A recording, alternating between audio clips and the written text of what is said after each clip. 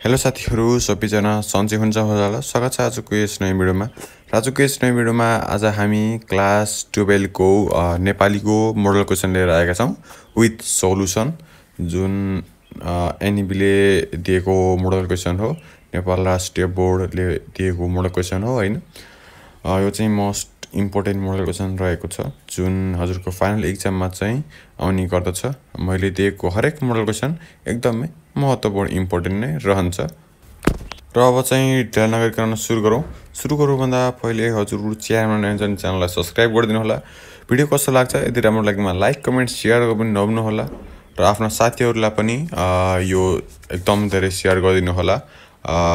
Model question हैन एकदम most important नै छ। अब चाहिँ सुरु गरौँ है त।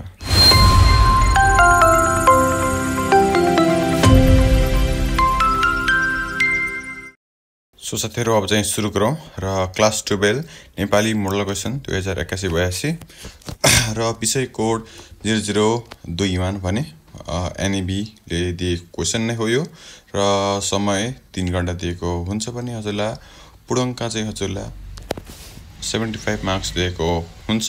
75 मार्क्स को आउने गर्दछ र यसबाट चाहिँ हजुरलाई लगभग एकदम मोस्ट इम्पोर्टेन्ट नै हो हैन। क्वेशन यस्तै खाला नै आउँछ मोडल। सो मोस्ट इम्पोर्टेन्ट छ यो मोडल चाहिँ। र अब चाहिँ सुरु गरौँ। 1 नम्बरमा चाहिँ हजुरलाई दिएको छ वाक्यमा रेखांकित शब्द दिएको छ भने यसबाट हजुरले 3 मार्क्स प्राप्त गर्न सक्नुहुन्छ। र 2 मा चाहिँ हजुरलाई शुद्ध पारी लेख्न भनेको छ। यसबाट हजुरले 3 मार्क्स फेरि प्राप्त गर्न सक्नुहुन्छ। पनि क्वेशन 3 मा चाहिँ हजुरले एउटा प्रश्न दिएको छ जसमा हजुरले लेख्नु पर्ने हुन्छ। 2 मार्क्स यसो प्राप्त गर्न सक्नुहुन्छ। यसमा वाक्य बनाउने नै हो हैन, वाक्यमा प्रयोग गर्ने हो। र अब जाउँ त्यसको 3 को ख मा चाहिँ हजुरलाई उकान टुका दिएको छ। यदि उकान टुका हजुरले पहिचान गरेर वाक्यमा प्रयोग गर्ने यो एकदम इम्पोर्टेन्ट नै छ र आउने वाला पनि छ एक्जाम है त। र यसबाट पनि हजुरले 2 मार्क्स प्राप्त गर्न सक्नुहुन्छ भने 4 मा चाहिँ हजुरलाई अनुच्छेदको रेखांकित शब्द दिएको छ। पद वर्ग पहिचान गरेर लेख्ने हो हजुरलाई थाहा नै छ। 5 नम्बरमा चाहिँ हजुरलाई 2 वटा तफावत शब्द भने 2 वटा आगन्तुक शब्द दिएको छ। यसबाट 2 मार्क्स प्राप्त गर्न सक्नुहुन्छ भने 6 नम्बरमा चाहिँ हजुरलाई एउटा प्रश्न दिएको छ जसमा चाहिँ 3 मार्क्स हजुरले प्राप्त गर्न सक्नुहुन्छ। यो भने चाहिँ एउटा प्यासेज जस्तै नै हो हैन। दिएको हुन्छ 3 वटा उपशब्द र 3 वटा पर्याप्त शब्द पहिचान गरी लेख्नु पर्ने हुन्छ। र यस्तो सेकेन्ड नम्बरमा चाहिँ यस्तै क्वेशन हो सेकेन्डमा पनि हैन। र यो थियो 6 नम्बरसम्म लेख्न सक्नुहुनेछ यो प्रश्नहरु हैन।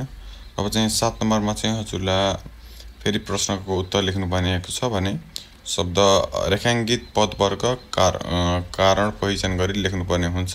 तिनको नाम लेख्नु पर्ने हुन्छ। यहाँ सबमा अन्डरलाइन दिएको छ त्यो अन्डरलाइन हजुरले पहिचान गरी लेख्नु पर्ने हुन्छ। र 8 मा पनि हजुरलाई प्रश्नको उत्तर लेख्नु हो सजिलो छ भने 9 नम्बरमा पनि हजुरले प्रश्नको उत्तर लेख्नु पर्ने हुन्छ। यो प्यासेज नै हो। र 10 नम्बरको मेन प्यासेज भनेको चाहिँ हैन 10 नम्बरको चाहिँ मेन प्यासेज नै हो। र यो 5 मार्क्समा आउने गर्दछ हेर्नुस्। हजुरले यो 5 क्वेशन मिलाउनु भने इजिली हजुर पास गर्न सक्नुहुन्छ। यो एकदम इजी छ है त एकदम सिम्पल हो। र 7 मा चाहिँ हजुरलाई सारांश दिएको छ। र पहिला चाहिँ सारांश 3 मार्क्समा आउँथ्यो भने अहिले चाहिँ सारांश बढाइदिएर 5 मार्क्स गराइदिएको छ। 5 मार्क्समा हजुरलाई सारांश आउँछ एकदम इम्पोर्टेन्ट नै हो। यसको लागि चाहिँ क्याल्कुलेटर पनि लानु पर्ने हुन्छ। हजुरले एक्जाममा क्याल्कुलेटर लिएर जानु होला। अब चाहिँ प्रश्न नम्बर 12 मा पनि हजुरलाई प्रश्नको उत्तर नै लेख्नु पर्ने हुन्छ। यहाँ प्रश्नको उत्तर चाहिँ एकदम धेरै नै छ तर सजिला छन् त्यो गाह्रो छैनन् हैन। प्रश्नको उत्तरहरु यस्ता प्रश्नको उत्तर हजुरले लेख्नु पर्ने हुन्छ। प्रश्न नम्बर 12 मा दिएको छ उत्तर भने 13 मा पनि हजुरले प्रश्नको उत्तर लेख्नु पर्ने हुन्छ। वार्षिक उत्सवको बारेमा वार्षिक उत्सवमा के भयो 150 शब्द लेख्नु पर्ने हुन्छ। 14 मा पनि हजुरले व्याख्या गर्नुपर्ने हुन्छ। हजुरको बुकमै भएको केही कविताको व्याख्या गर्ने हो कथा कविताको। प्रश्न नम्बर 15 मा पनि प्यासेज आएको छ प्यासेज गर्नुपर्ने हुन्छ भने 16 मा हजुरलाई लङ क्वेशन दिएको छ जुन 4 मार्क्समा रहेको छ। र 17 नम्बरमा पनि हजुरलाई समीक्षात्मक उत्तर लेख्नुपर्ने हुन्छ। लङ क्वेशन हो। यसमा हजुरले 8 मार्क्स प्राप्त गर्न सक्नुहुन्छ एकदम धेरै नै हो। र लास्टको क्वेशन नम्बर 18 मा दिएको छ हजुरलाई 250 शब्द लेख्नुपर्ने हुन्छ। एउटा निबन्ध लेख्नुपर्ने हुन्छ हजुरले जुन 3 टोटल जुनबाट लेख्नु भए पनि हजुरले एउटा निबन्ध लेख्नुपर्ने हुन्छ र यति सबै गर्नुभयो भने चाहिँ हजुरले 75 मार्क्स प्राप्त गर्न सक्नुहुन्छ भने के छोड्नु भयो भने पनि चाहिँ हजुरले 65 मार्क्स प्राप्त गर्न सक्नुहुन्छ 65 60 यति त आउँछ जो हजुरलाई है र हजुरलाई आजको यो मोडल क्वेसन कस्तो लाग्यो यदि हजुरलाई आज नेपालीको क्लास 12 को मोडल क्वेसन राम्रो लाग्यो लाइक कमेन्ट शेयर गर्न नभुल्नु होला च्यानललाई सब्स्क्राइब पनि गरिदिनु होला आजको लागि यति नै हस्त बाइ बाइ